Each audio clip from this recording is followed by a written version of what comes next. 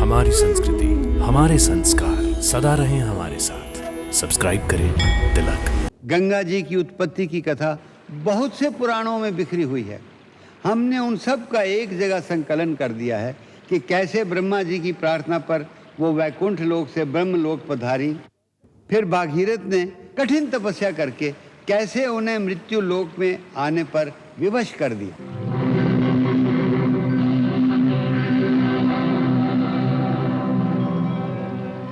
फिर स्वर्ग लोक से मृत्यु लोक पर उनकी परम वेगवती धारा का गिरना।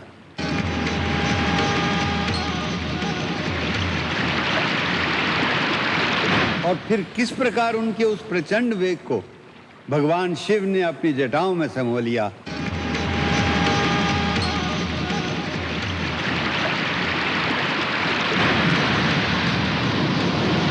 सारी कथाओं को हम एक सूत्र में बांधकर आपकी सेवा में प्रस्तुत करने जा रहे हैं। जय गंगा मैया। संस्कृत का एक श्लोक है कि गंगा गंगेति यो ब्रूयात् योजनानां शतोऽपि वा मुच्यते सर्व पापेभ्यो विष्णुलोकं स गच्छति।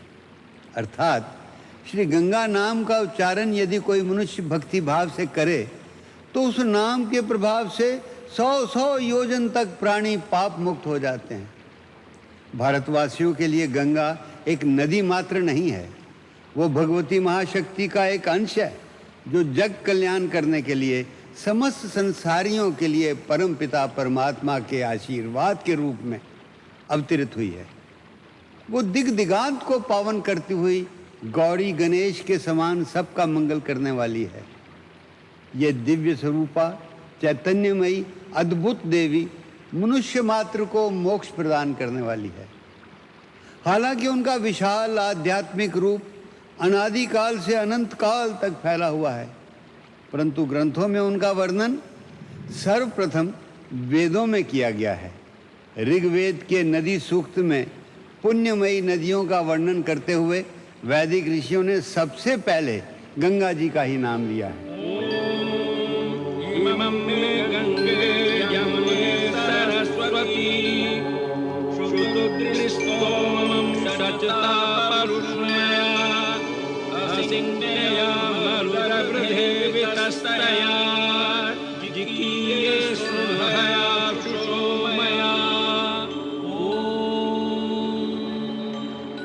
गंगा मैया एक माँ की तरह अपनी संतान के पापों को स्वयं अपने पवित्र जल से धोकर उसकी आत्मा को सारे पापों से मुक्त कर देती है। भगवान आदि शंकराचार्य कहते हैं कि मां, केवल गंगा शब्द के उच्चारण से मुझे शीतल गंगा जल में स्नान करने की अनुभूति होती है। मां, तेरे स्मरण मात्र से आत्मा में दिव्य प्रकाश फैल जाता है।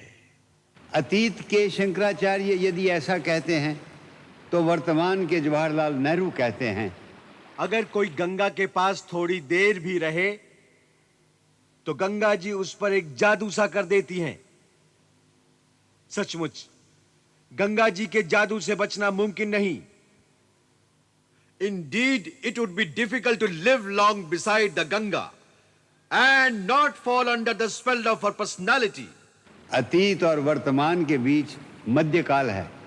इस काल में भी गंगा मैया के जादू में उतना ही असर था। सम्राट अकबर गंगा जल के अलावा दूसरा कोई पानी नहीं पीता था।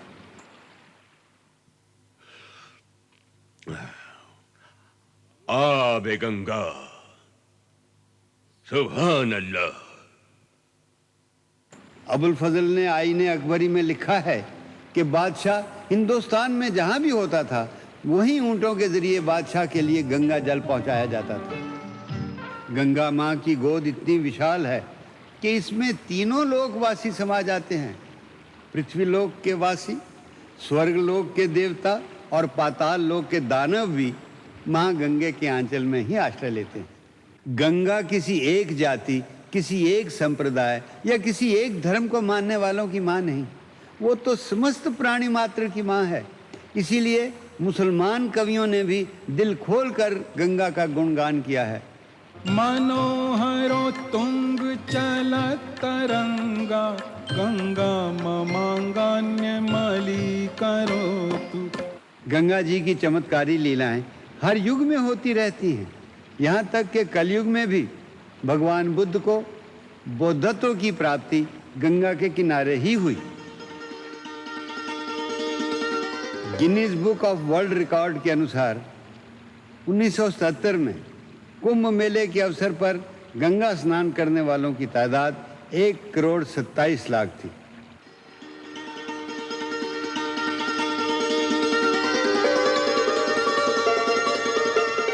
इस बात को ध्यान में रखते हुए जरा सोचिए कि गंगा की उत्पत्ति से लेकर आज तक कितने असंख्य श्रद्धालु आए गए और पाप मुक्त हुए। उनकी असल तादाद कोई बता सकता है? नहीं।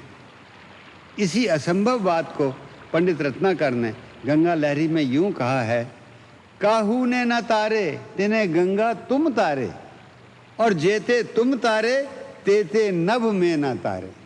जय गंगा मैया, जय गंगा मैया।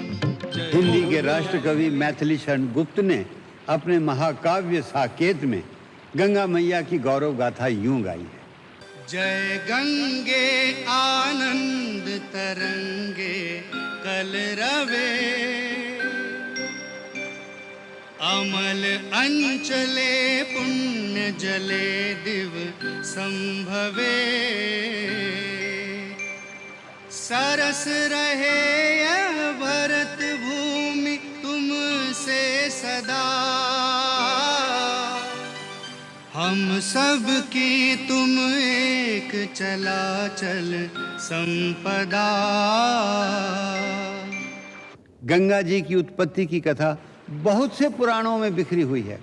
हमने उन सब का एक जगह संकलन कर दिया है कि कैसे ब्रह्मा जी की प्रार्थना पर वो वैकुंठ लोक से ब्रह्मलोक पधारी, फिर भागीरथ ने कठिन तपस्या करके कैसे उन्हें मृत्यु लोक में आने पर विवश कर दिया।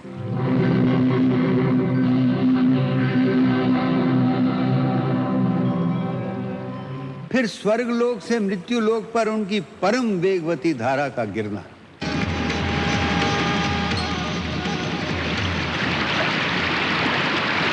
और फिर किस प्रकार उनके उस प्रचंड वेग को भगवान शिव ने अपनी जटाओं में समो लिया।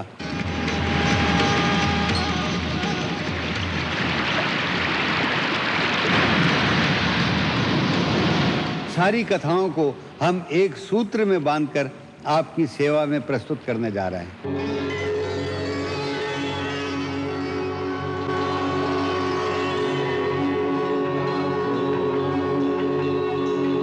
आंखें खोलो वत्स।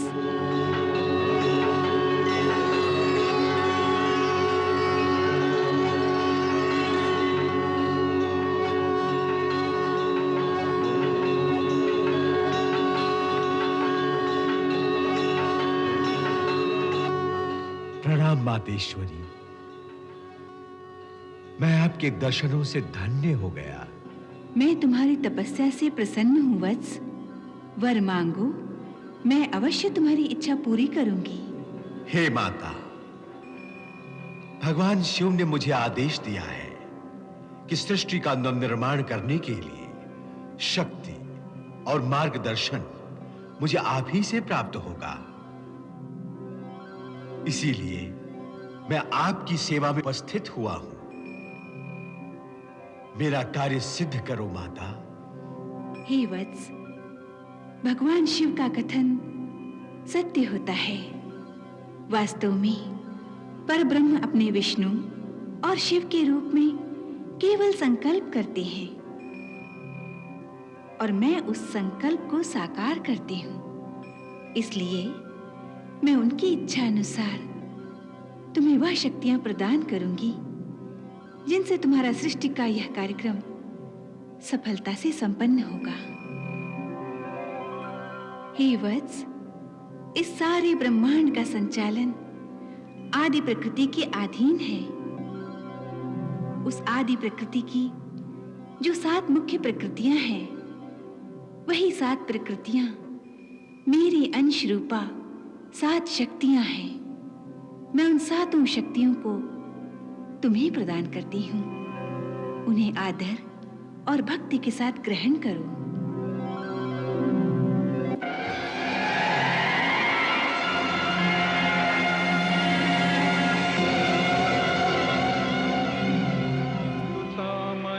वरदा गायत्री वेद माता नमो नमः। हे ब्रह्मदेव, ये मेरी दूसरी शक्ति भगवती सरस्वती है।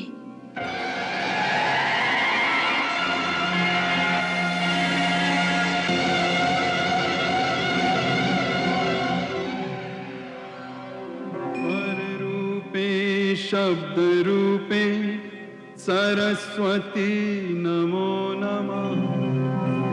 ये कला, सौंदर्य और कवित्व की अधिष्ठात्री देवी है। इन्हें अपने अर्धांग में स्थान दो। वो हम सरस्वती, हे ब्रह्मन् स्वीकुरुष्व मे। वत्स, ये मेरा परम उपकारी अंश भगवती लक्ष्मी है।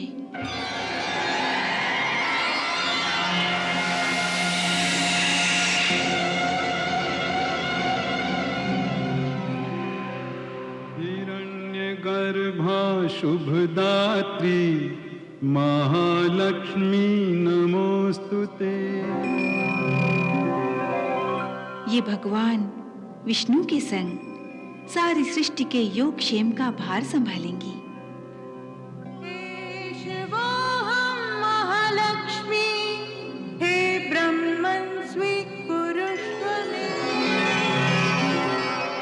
वत्स, ये मेरा महापराक्रमी रूप भगवती उमा है।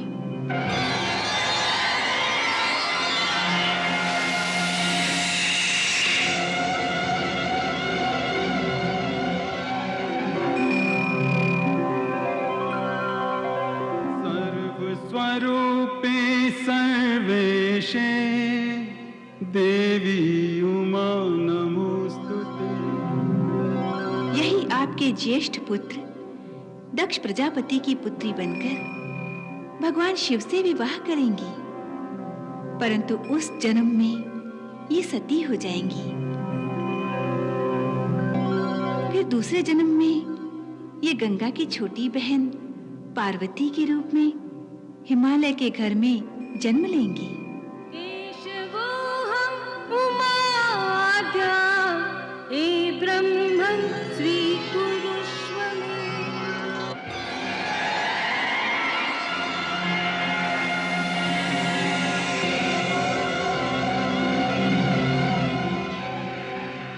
प्रणव मंत्राक्षरा व्याप्ता शक्ति बीजा नमोस्तुते। हे ब्रह्मदेव, अब अंत में मैं आपको अपना सबसे महत्वपूर्ण अंश और सबसे अधिक कल्याणकारी शक्ति प्रदान करने जा रही हूं। इससे अधिक उपकारी शक्ति सारे ब्रह्मांड में नहीं होगी। इसे अत्यंत भक्तिभाव से ग्रहण कीजिए। यह है भगवती गंगा।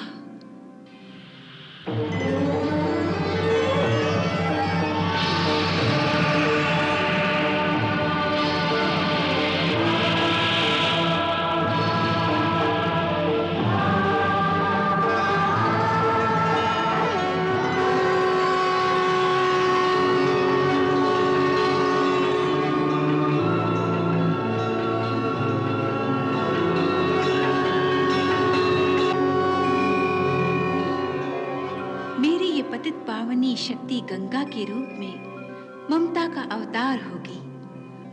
ममता जिसमें कोई छल, कोई कपट नहीं होता, केवल प्रेम ही प्रेम, स्नेह ही स्नेह होता है। इससे अधिक उपकारी शक्ति सारे ब्रह्मांड में नहीं होगी। हे वत्स, ये सदार्थ चित्ता और भावुकता के रस से भरी होने के कारण बहुत जल्दी द्रवित हो जाती हैं। इसी भावना रस की अधिकता के कारण भगवती गंगा तीनों लोकों में जल रूप में प्रवाहित रहेंगी। आप इसे परम भक्ति भाव से जल रूप में ही ग्रहण कीजिए।